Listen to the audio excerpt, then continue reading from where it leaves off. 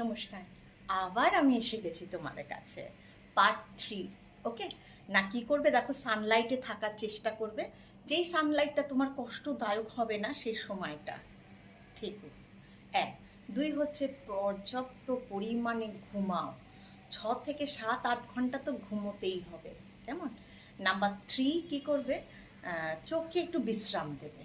যদি মনে হয় আমার ঘুমোবার সময় নেই, একটুখানি চোখ বন্ধ করে বিশ্রাম দেবে।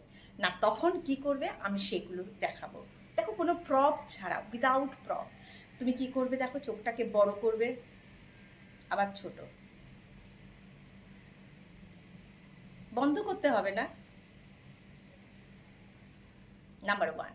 নাম্বার 2, ঘাড় ঘোরাবে না, ডান দিক দেখো, বা দিক দেখো, ডান দিক দেখো, বা দিক দেখো, ডান দিক ধীরে ধীরে করবে। এবার উপরে দেখবে, নিচে, ওপরে, নিচে, ওপরে, নিচে।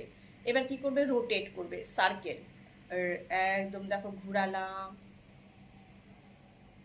এবার অ্যান্টি ক্লকে ঘুরাবে।